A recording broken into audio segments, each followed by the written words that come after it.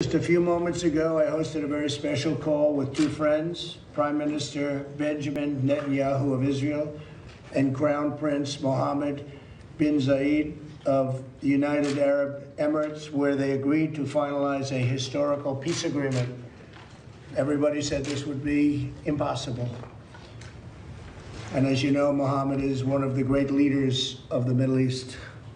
After 49 years, Israel and the United Arab Emirates will fully normalize their diplomatic relations.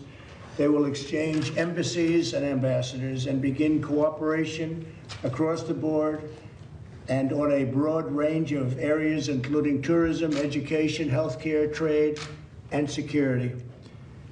This is a truly historic moment. Not since the Israel-Jordan peace treaty was signed more than 25 years ago has so much progress been made towards peace in the Middle East.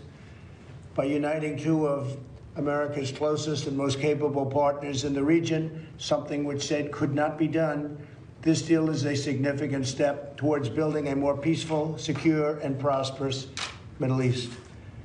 Now that the ice has been broken, I expect more Arab and Muslim countries will follow the United Arab Emirates lead, and I want to just thank them for being. It's not surprising, knowing Mohammed so well, it's not surprising they are in that lead position, and normalize relations with Israel. We are already discussing this with other nations, very powerful, very good nations, and people that want to see peace in the Middle East.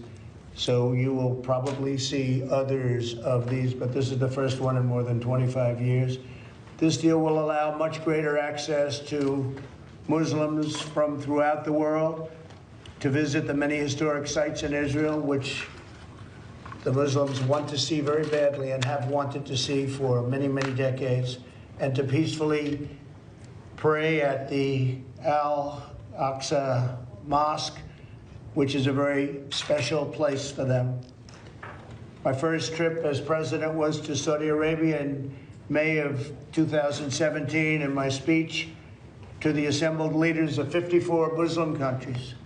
Every single one was by their leader, their number one leader. It was an amazing, really an incredible event, very important event. I made clear that the problems of the Middle East can only be solved when people of all faiths come together to fight Islamic extremism and pursue economic opportunity for people of all faiths.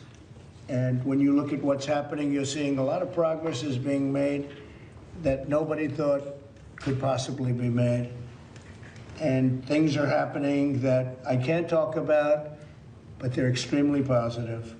I want to thank the leaders of Israel and the UAE for their courage and for their leadership to forge this tremendous agreement.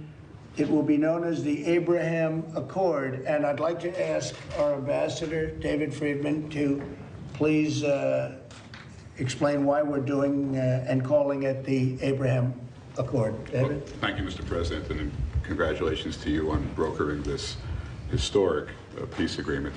Abraham, as many of you know, was the father of all three great faiths. He's referred to as Abraham in the Christian faith, Ibrahim in the Muslim faith, and Avraham in the Jewish faith. And no person better symbolizes the potential for unity among all these three great faiths than Abraham, and that's why this accord has been given that name. It's a great thing. I wanted it to be called the Donald J. Trump Accord, but I didn't think the press would understand that, so I didn't do that. Hi, everyone. George Stephanopoulos here. Thanks for checking out the ABC News YouTube channel. If you'd like to get more videos, show highlights, and watch live event coverage, click on the right over here to subscribe to our channel, and don't forget to download the ABC News app for breaking news alerts. Thanks for watching.